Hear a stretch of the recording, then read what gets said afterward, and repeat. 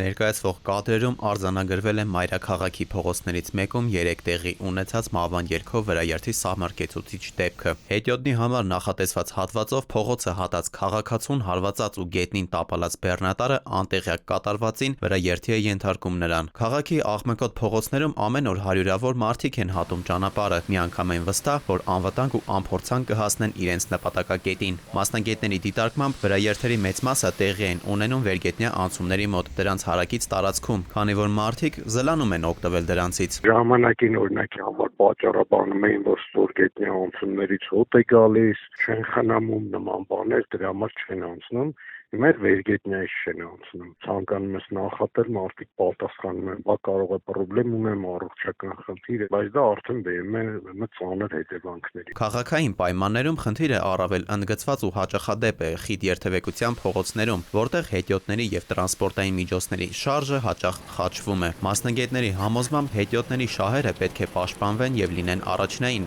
սակայն դրա հետ մեկտեղ պետք չէ մոռանալ նաեւ վարորդների շահերի մասին։ Նրանց կարծիքով մարդիկ շատ դեպքերում փողոցը անցնում են երթևեկության կանոնների անտեսմամբ։ Մարդիկ սկսել են կապյուշոնը գլխներին քաշած անցնել ու նաև ասենք այդ ականջակալներով անցնել։ Անթույլատրելի է,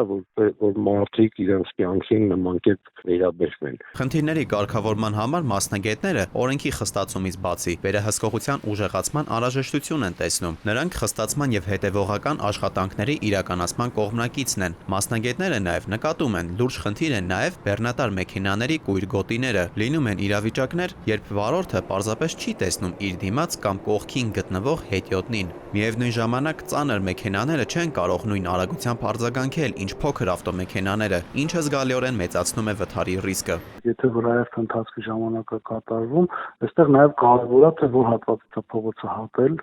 ինչ արագությամբ է ընթանում, ճանապարհի ծածկույթը ինչպես է, սառած է թե ոնց է եւ վարորդի ռեակցիան։ Նա պետք է ավելի ուշադիր լինի, մեքենայի նաև բեռնվածությունը կապ ունի։ Եթե ինքը ասենք կարող է կանգնեցնել մեքենան, չէ, սովորական պայմաններում, դա կարող է բեռնվածության պայմաններում ավելի դժվար է լինում մեքենայի կառավարումը եւ թայանումը։ Որոշ հատվածներում լուսավորության պակասը, ոչ հստակ գծանշված անցումները կամ ճանապարհային նշանների բացակայությունը նույնպես նպաստում են պատահարների ավելացմանը, նկատում են մասնագետները։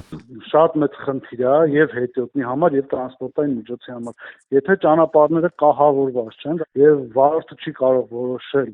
ասենք որն է ճիշտ իրագիծը, ինքը պետք է արդեն իր պատկերացումով քշի, դա մեծ խնդիր է բերում թե երթևեկության մասնակիցների համար, թե հենց վարորդի համար։ Այս ֆոնին յուրաքանչյուր վրաերթ վերստին հիշեցում է, ճանապարհը ընդհանուր տարածք է, որտեղ յուրաքանչյուր սխալ կարող է ունենալ անդառնալի ճակատագրական հետևանքներ, իսկ անվտանգության հարցը շարունակում է մնալ հանրային ուշադրության կենտրոնում, պահանջելով առավել մեծ զգոնություն։ Դավիթ Թադևոսյան, ժամը լրատվական։